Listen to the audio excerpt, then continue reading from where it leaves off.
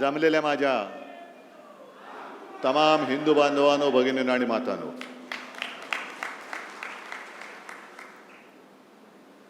पावसाळ्याची नुकती सुरुवात होते. पावसाळा लांबला होता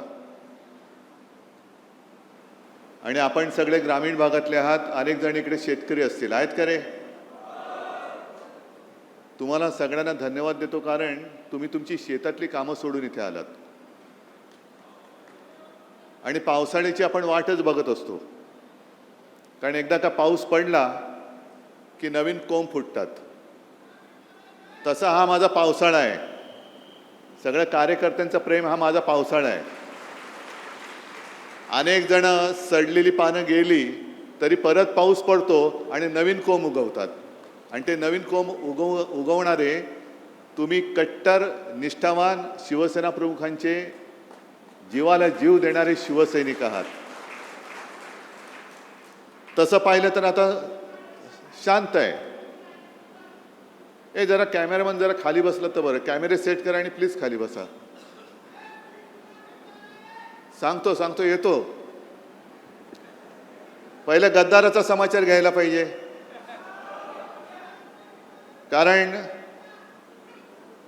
कारण हे गद्दार काही वेळेला माझी चूक होते आणि म्हणून पहिला प्रथम माझं कर्तव्य आहे की माझ्या सांगण्यावरून जे तुम्हाला मी एक बुजगावणं दिलं होतं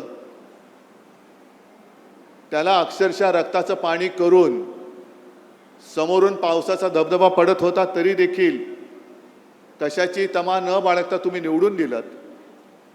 त्याच्याबद्दल मी तुमच्या सगळ्यांची तर माफी मागतोच, पण तमाम या यवतमाळ आणि वाशिम लोकसभा मतदारसंघातील मतदारांची माफी मागतो की तुम्ही केवळ आणि केवळ शिवसेना प्रमुखांचा चेहरा आणि माझा शब्द या भरोश्यावरती या गद्दाराला निवडून दिला होतात. पण आपण त्याला मतदान करताना बोटाला काळी शाई लावलीच, पण त्यांनी गद्दारी करून आपल्या विश्वासाला काळं फासलेलं आहे. आणि याचा जाब विचारण्याचा अधिकार तुम्हाला आहे. जाब विचारला पाहिजे. शेवटी गद्दारांच्या कळपात गेला. आता गद्दारांचा कळप म्हणजे काय की 3-4 वर्षापूर्वी गद्दार शिरोमणी जो बसला तिकडे मिंदे, त्यांनी 40 आमदार फोडले. आणि या विदर्भामध्ये जेव्हा बैल पोळा होता तेव्हा त्या बैलांवरती लिहिलं होतं 50 खोके एकदम ओके. आता मला सांगा, तेव्हा आमदाराचा भाव 50 असेल, 50 खोके, तर खासदाराचा किती असेल? म्हणजे हा एक धंदा झालाय. निवडून यायचं. असा शेतकरी, आता तू बोललास ना रे दादा, पीक विमा मिळालेला नाहीये, हमी भाव मिळत नाहीये, पण निवडून यायचं, आपला हमी भाव वाढवायचा आणि विकून टाकायचं सगळं काही. मी मुद्दामून एक क्लिप इकडे ऐकवणार आहे तुम्हाला की शेवटी फसगत कशी होते. आईला काय वाटेल? आईची शपथ घेऊन जर गद्दारी करणार असेल तर खरोखर आईला काय वाटत असेल? आणि चूक आपल्या सगळ्यांची झाली, विशेषतः माझी झाली. आईची शपथ घेतल्यानंतर ह्यांनी पूर्वी एकदा आपल्याशी गद्दारी केली होतीच, तरी परत आले. आणि परत आल्यानंतर तुम्ही आता या टेपमध्ये ऐकलं असेल की जेव्हा कोणी संकटात, अरे एवढे शिवसैनिक असताना शिवसेनेवरती संकट येऊच शकत नाही, तुझी काळजी कर, माझी करू नकोस. आजपर्यंत एकदा झालं ना, शिवसेना संपली, पक्ष चोरला, चिन्ह चोरला, तरी ठाकरे उभा आहे. मग आमदार फोडल्यानंतर शिवसेना संपली होती, तर तुमच्या विरोधात नाकावर टिचून या सर्व तमाम जनतेने 9 खासदार आपल्या हक्काची मशालीवरती निवडून आणले होते. ती फोडण्याची वेळ का आली? त्यावेळेला आपल्याला चिडवलं जात होतं, तुमचे 18 खासदार मोदींच्या चेहऱ्यावर निवडून आले. अरे मोदींच्या समोर देशात लाट असताना माझ्या या शिवरायाच्या महाराष्ट्राने मोदींच्या भाजपला आडवा करून त्यांच्या छाताडावरती हक्काचे शिवसेनेचे आणि महाविकास आघाडीचे 31 खासदार बसवले होते. कुठे गेली ती मोदींची लाट? आणि विकास निधी जे काय बोंबलतायत, एकूण 2 वर्षामध्ये लोकसभेमध्ये हे किती वेळा हजर होते? काय आंदोलन म्हणून काय केली त्यांनी? जे आंदोलन आपण केली, शेतकऱ्याला कर्जमुक्त, मी काय उपकार नाही केले, पण एक अनपेक्षितपणाने मुख्यमंत्री पदाची जबाबदारी मला स्वीकारावी लागली. कोणी मागितली नव्हती, पण मी माझं कर्तव्य मानलं की आपला हा अन्नदाता आहे. सगळेजण म्हणतात मी शेतकऱ्याचा मुलगा आहे, मी शेतकऱ्याचा मुलगा आहे. अरे मग मुलगा असेल तर शेतकऱ्याच्या मुलाच्या निष्ठेला जाग ना तू, का शेतकऱ्याची गद्दारी करतोयस? पण कोणी न मागता मी माझं कर्तव्य म्हणून जे काय करता येणं शक्य होतं, 2 लाखापर्यंतची पीक कर्जाची जी काय एक रक्कम होती ती त्यातनं मी मुक्त केलं होतं. शेतकऱ्याला मिळाली होती की नव्हती एवढं मला सांगा. काय त्रास झाला होता? नाव काय, अमुक काय, तमुक काय, हे काय, जन्म कधी झाला, जन्म झाला की नाही झाला? अरे समोर उभा आहे तरी विचारतो जन्म झाला की नाही झाला? यांची फसवणूक करण्याची जी काय वृत्ती आहे ही सगळी गद्दार वृत्ती आहे. म्हणजे आता मी मध्यंतरी वाचलं, तुम्ही पण वाचलं असाल, आता आपल्याकडे ते SIR सुरू होत आहे. रेशन कार्ड, आधार कार्ड, पॅन कार्ड, आता पासपोर्ट, हे तुमचं भारतीय नागरिकत्वाचा दाखला धरला जाणार नाही. मग काय करणार? भाजपचं सदस्यत्व एवढंच तुम्ही धरणार? आम्ही नाही आहोत भाजपचं सदस्य, कारण हा भारतीय जनता पक्ष नाहीच आहे. असाच जर का वागला तर हा पाकिस्तान जनता पक्ष होतोय की काय, अशी आम्हाला तर चिंता वाटायला लागलेली आहे. कारण यांनी गद्दारी जी केलेली आहे, गद्दारी तुमच्या आमच्याशी केलीच.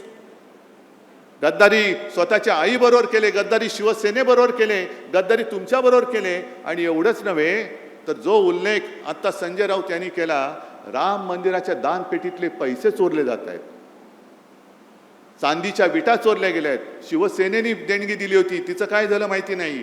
चांदीच्या विटा दिल्या होत्या, त्याचं काय झालं माहिती नाही. शिलापूजन, स्वतः शिवसेना प्रमुख गावोगावी फिरले होते, यवतमाळमध्ये सुद्धा आले होते. तिकडे सगळीकडे पूर्ण महाराष्ट्र शिवसेना प्रमुखांनी पिंजून काढला होता. राम मंदिर वही बनाएंगे, काय एक वातावरण झालं होतं. आणि तमाम हिंदूंना यांनी सगळ्यांनी साथ घातली होती. हिंदूंच्या भावनेशी गद्दारी करणारे हे भारतीय जनता पक्ष आहे. आज हा हिंदुत्वाचा अपमान आहे. ही गद्दारी शिवसेनेशी नाही, गद्दारी हिंदुत्वाशी केलेली आहे, गद्दारी या देशातल्या हिंदूंशी केलेली आहे. जाब फक्त या गद्दाराला विचारून नाही चालणार, जाब भारतीय जनता पक्षाला विचारावं लागेल. आपल्याकडे काय होते की जेवढ्याच तेवढं करून आपण विसरून जातो. ज्याप्रमाणे विधानसभेत आपलं सरकार यांनी पाडलं, गद्दारी करून पाडलं. 2.5 वर्ष तुम्ही राग तुमचा धुमसट ठेवला होता आणि तो राग त्यांना लोकसभेमध्ये दाखवून दिला.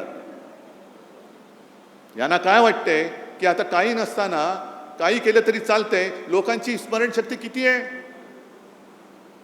किती आंदोलन करतील? 1 आठवडा करतील, 1 महिना करतील, 2 महिने, 3 महिने, 6 महिने, 3 वर्षांनी जेव्हा निवडणूक येईल तेव्हा आम्ही बघू. नाही, हा राग विश्वासघाताचा जो राग आहे तो धुमसता ठेवला पाहिजे. तुम्हाला जी मतं दिलेली आहेत ती जनता, ही जिवंत माणसं आहेत. त्यांच्या न्याय हक्कासाठी म्हणून तुम्हाला मतदार तिकडे त्यांनी खासदार बनवून पाठवलं होतं. आणि विकास निधी कोणाला लागतोय? विकास निधी फक्त काय भाजपच्या बापाच्या मालकीचा आहे का? भाजपच्या विरुद्ध जे खासदार निवडून आले तिकडे भाजपचे मतदार नाही आहेत. आणि भाजपच्या विरोधात ज्यांनी मतदान केले ती जनता माझ्या समोर आहे. पूर्ण राज्यभर पसरले, देशभर पसरलेली आहे. ही जनता तर काय पाकिस्तानमधून आलेली नाही ना. आणि मग विकास निधीसाठी जर का काम अडलं असतं तर जो उल्लेख आपल्या आमदार साहेबांनी केला, देरकर साहेबांनी केला, तुकडोजी महाराज, गाडगे महाराज, यांना का विकास निधी लागला नाही? गाडगे महाराजांनी सुद्धा इकडे या विदर्भात खूप काम केलं. दशसूत्र त्यांची प्रसिद्ध आहे. जो भुकेला असेल त्याला अन्न देणं, जो तहानलेला असेल त्याला पाणी देणं, ज्याच्याकडे घर नाही त्याला घर देणं, ज्याच्याकडे वस्त्र नाही त्याला वस्त्र देणं आहे. आणि त्यांनी उभं केलं, एक समाजकार्य उभं केलं, स्वच्छता मोहीम राबवली. कुठे विकास निधी वाचून त्यांचं काम अडलं होतं? कोणतेही सत्तापद त्यांनी भोगलं नव्हतं. ना कधी आमदार झाले होते, ना कधी खासदार झाले होते. पण लोकांना शिक्षण दिलं म्हणून इतक्या वर्षानंतर सुद्धा लोक मुख्यमंत्री किंवा या गद्दाराला मानण्याच्या ऐवजी गाडगे महाराजांना नमस्कार करतात, तुकडोजी महाराजांना नमस्कार करतात. तुकडोजी महाराजांना सुद्धा राष्ट्रसंत म्हणतो. का म्हणतो आपण? आज आपण सगळे हिंदू म्हणून जय श्रीराम म्हणतोच, जय शिवराय सुद्धा बोलतो, हर हर महादेव सुद्धा म्हणतो. तसंच तुकडोजी महाराजांची जी काही भजनं होती त्या भजनातनं त्यांनी एक राष्ट्रभक्तीचं बीज रोवलं, ते या विदर्भामध्ये रोवलं आहे. त्यांच्याकडे पैसा अमाप आहे, साधन सामुग्री अमाप आहे. आमच्याकडे काय आहे? आमच्याकडे जिवंत माणसं आहेत. आणि तुकडोजी महाराज जे बोलले होते,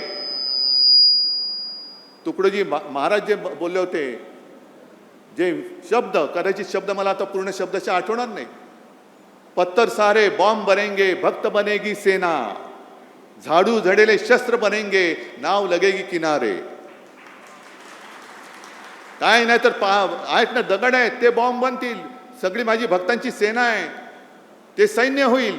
हातामध्ये जे काही आहे ते शस्त्र होईल. आणि त्यातनं आपल्याला स्वातंत्र्य मिळालेलं आहे. स्वातंत्र्य हे निवडणूक जिंकून मिळालेलं स्वातंत्र्य नाही आहे, तर इंग्रजांशी लढून मिळवलेलं स्वातंत्र्य आहे. मग तेव्हा लोकमान्य टिळक बोलले असते, काय करणार, विकास निधी मिळत नाही. महात्मा गांधी बोलले असते, विकास निधी मिळत नाही. कशाला? आज जे तिकडे बसलेत फोडाफोडी करणारे, त्यांनाच मी विचारतोय. अटलजी तर गेले, अडवाणी साहेब आज त्यांना तुम्ही अडगळीत टाकले. काँग्रेसशी लढत असताना यांना कधी विकास निधी चणचण भासली नाही ती. अटलजी आणि अडवाणीजी कधी जर त्यांनी असं म्हटलं होतं, आम्ही आता काँग्रेसमध्ये जातो कारण आम्हाला विकास निधीच मिळत नाही, तर मोदींचा राजकीय जन्म झाला असता का? अमित शहाचा राजकीय जन्म झाला असता का?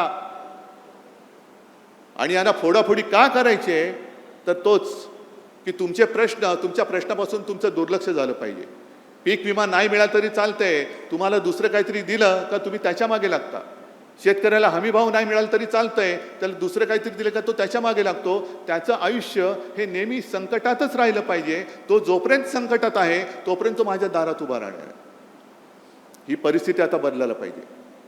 हा गद्दार जिथे सापडेल तिकडे तुम्ही त्याला जा विचारलं पाहिजेस, मी तुला निवडून आणलेस का, तू माझ्याशी गद्दारी केलीस? मी माझ्या रक्ताचं पाणी केले, मी माझं रक्त आटवलेलं आहे.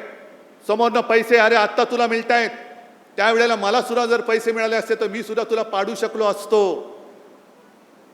पण मी भगव्याला आणि शिवरायाच्या निष्ठेला जागलो म्हणून, आणि म्हणून तू खासदार झालाय. तुला काडीची किंमत नव्हती, तू बोल तू गद्दारी का केलीस? पुढचे 3 वर्ष हा कार्यक्रम तुम्हाला करावा लागेल. आहे हिंमत तुमच्यामध्ये?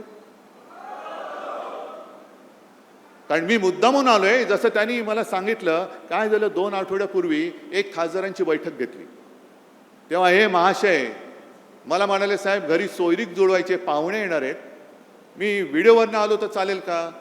आता घरचं कार्य शुभ कार्य म्हटल्यानंतर मी नाही बोलू शकतो. आता मला काय माहित, मुलीची सोयरीक जुळवताना ह्यांची सोयरीक तिकडे जुळवतील. ह्यांच्या हे पाहुण्यांकडे चालले होते का पाहुणे यांच्याकडे येत होते? सोयरीक ह्यांची जुळत होती, पण सांगितलं मुलीची सोयरीक जुळत आहे. मग मी रात्री फोन केला, म्हटलं काय जुळला का? हो जुळला की म्हणे. जुळलं, 2 दिवसांनी कळलं, गेले सासरी. आता नांदा तिकडे गद्दारांच्या कळपामध्ये नांदा, गद्दारांच्या लांडग्या म्हणजे त्या कळपामध्ये नांदा. इकडे वाघाचं जीवन जगत होता, तिकडे गाढवाचं जीवन जगा. जे ओझं तुमच्या पाठीवर टाकलं जाईल ते वाहत राहा.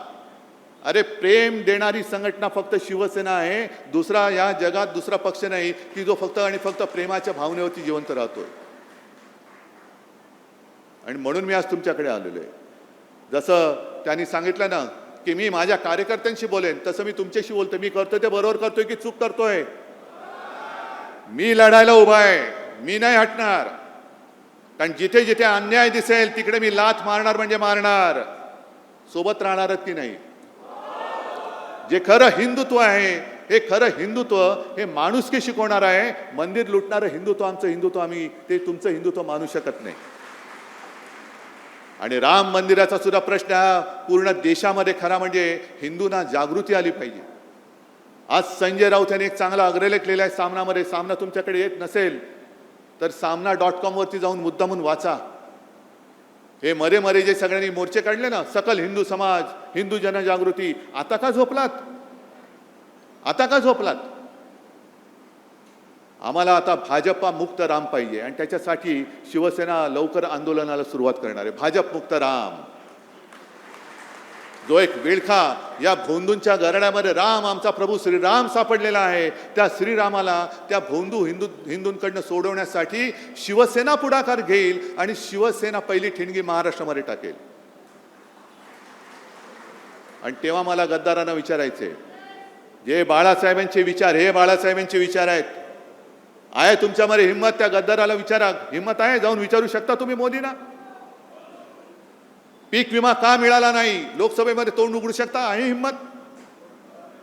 शेतकऱ्याला हमी भाव मिळत नाही, शेतकऱ्याच्या आत्महत्या चाललेल्या आहेत, नीटचे पेपर फुटत आहेत, महिलांवरती अत्याचार वाढत आहेत, राम मंदिर लुटलं जात आहे, मध्य प्रदेशमध्ये तिथले मुख्यमंत्र्यांच्या नावाने लूट चालू आहे.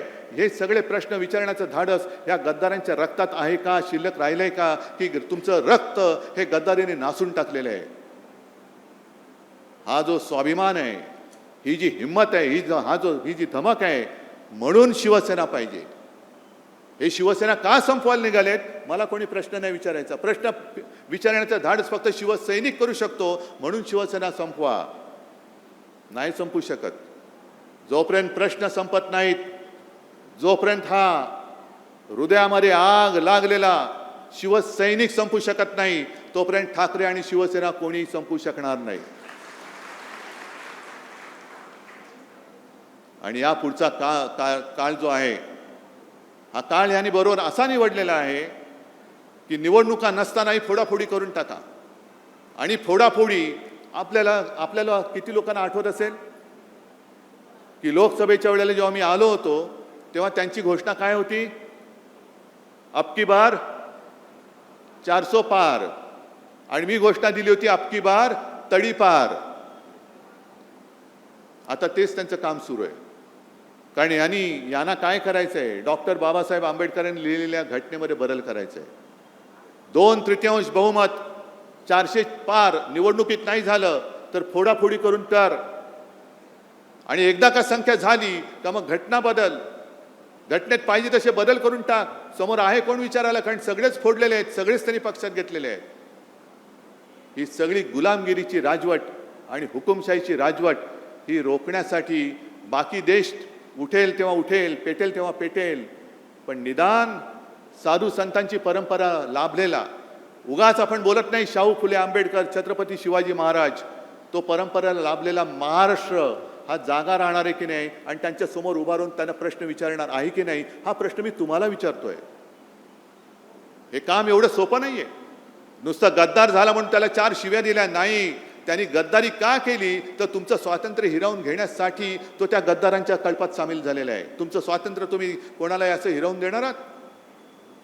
मग आजपासून कामाला लागला पाहिजे पुढचा खासदार हा पुन्हा एकदा आपल्या भगव्याचा कट्टर शिवसेना एकच. गद्दार सेना म्हणजे शिवसेना नाही. कोणी उपरा आला आणि कोणाचंही नाव कोणाला दिलं आम्ही मानायला तयार नाही, उपऱ्याला मानायला तयार नाही. शिवसेना फक्त एकच, भगवा फक्त एकच. आणि त्या भगव्याचा शिवसेनेचाच खासदार 2 वर्षांनी 3 वर्षांनी, कारण हिंमत तर होणार नाही राजीनामा देण्याची, जेव्हा केव्हा निवडणूक होईल तेव्हा परत आपला खासदार निवडून आणण्यासाठी आजपासून तयारीला लागा. आहे तयारी? जरा जोरात सांगताय? नाही, एवढा जोर आला पाहिजे की छप्पर उडाला पाहिजे, दिल्लीपर्यंत पोहोचला पाहिजे हा आवाज. बोला एकदा. चला, तुम्हाला सगळ्यांना मी खास धन्यवाद देतो आणि नम्रपणाने सांगतो की जोपर्यंत तुम्ही माझ्यासोबत आहात तोपर्यंत मी कोणाला घाबरत नाही. जोपर्यंत तुम्ही माझ्यासोबत आहात तोपर्यंत कोणी किती प्रयत्न केले तरी ठाकरे काय शिवसेना ही कोणी संपू शकणार नाही. आणि तो विश्वास माझ्यात आहे आणि त्या विश्वासाच्या जोरावर या अन्यायाला तोडून फोडून टाकल्याशिवाय मी राहणार नाही. एवढं एक वचन मी आपल्याला देतो आणि आपली रजा घेतो. जय हिंद, जय महाराष्ट्र. एबीपी माझा, उघडा डोळे बघा नीट.